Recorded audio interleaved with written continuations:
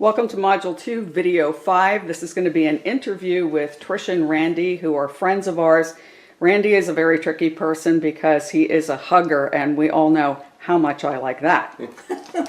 How long have you guys been married? Oh, dear. Shouldn't ask that one. That's a hard 30, question. 38, Around that. 38 years. 38 years. Since Okay. 81. Wow. Okay. 39. I was Almost 39. only about 19 in 1981. Oh. Yeah. You guys they're much older than I am. Go ahead and say it. All right, so we're going to play a little bit of a game. Go ahead and turn and face, turn your backs to each other. And put your elbows on the table, just the one elbow, okay? And when I say to do so, here's what we're going to do. On a scale of 1 to 5, with 5 being full agreement with my statement, you're going to hold up the finger that most appropriately represents how you feel, okay? And Randy, you're going to have to pull your hand kind of upwards a little bit so we can see it, okay? All right, here's the statement. Now, you're not going to totally agree with every single one of these statements, probably. Here's the first one. Things we say should be designed to show support. Is that a 2? Yeah. 3? 3. Okay. Relating to others' feelings is important. Oh my gosh. Okay. Being direct and to the point seems pushy.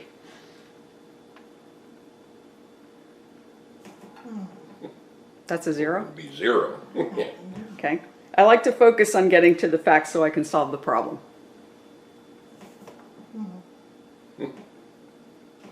I ask questions when I'm talking to people to make sure they feel involved.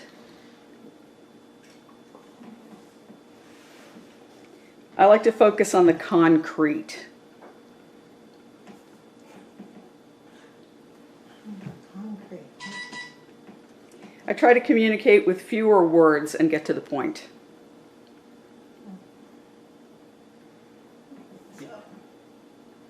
I try to guide conversations where I want them to go.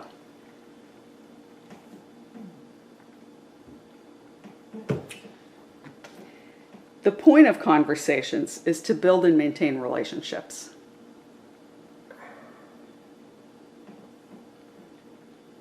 Sometimes I let others know I have skills and knowledge so we can get the job done.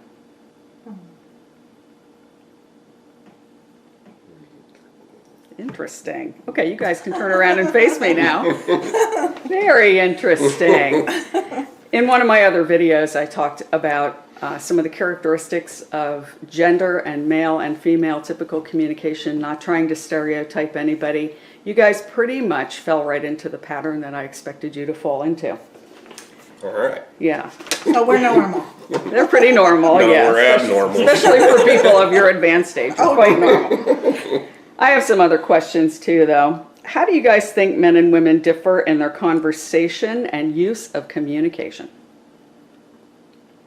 I think women want more details. I think that's right. Probably women are more nurturing, want to be more loving, where men probably are more, I mean, of course, I only know one man really good, but to, where a man would want to maybe just get straight to the point and get it done, let's move on. Okay. Trish, has there ever been a time when Randy acted like he expected you to communicate more like him? Well, I don't know about that. I know sometimes he does not want to communicate. And so he just would rather, we don't want to talk about it now, let's move on. So that is, in a way, trying to get you to communicate like him, right? Yeah, let's just don't talk about it, Okay. let's move on. All right. Every day. All right. How about you, Randy? Has there ever been a time when she acted like she wanted you to communicate like her? Yeah. She comes around and, wants me to tell her how I'm feeling. I'm like, pretty much already told you how I'm feeling. Let's don't expound on it. We all know you don't have any feelings. I've known these guys a long time.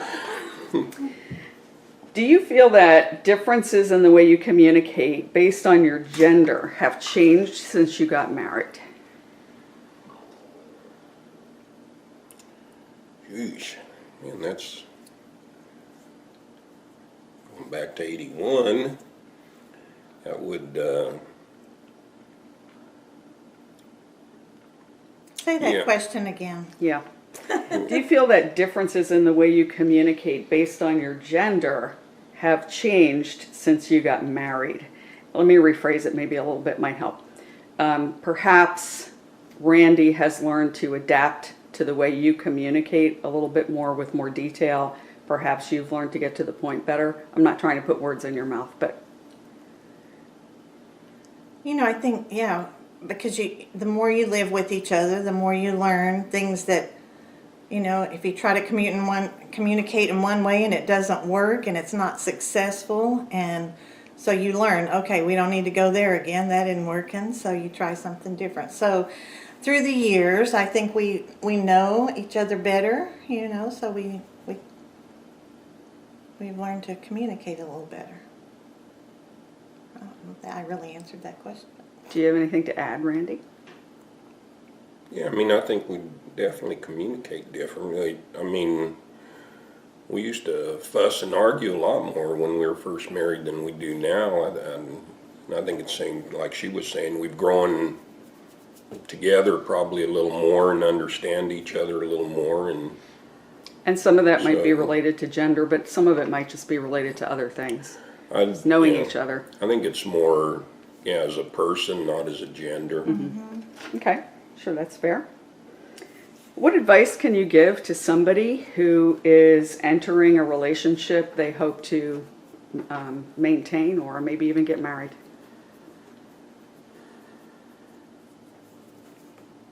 I don't know, I think you have to be tolerant. You have to be forgiving. You know, Trish and I, when we got married, I mean, that was, you know, if you want to hear that or not, we put God in our lives. And it's, I try and model that. I struggle a lot, but I try and model that, you know, with my relationship with her. I think being forgiving is important. You're going to make a lot of mistakes. Both of us have made a lot of mistakes. We've made a lot of wrong choices. We've hurt each other at different times, especially in our younger years. You know, and you can either walk away or you can choose to forgive and to heal and come back together. It doesn't happen easy. And I think sometimes when the hurt is so deep that you need to be willing to ask for some help, you know. And I think sometimes professional counseling is even good when that hurt is so deep. Definitely. And Definitely seek the help of a professional if you do need it.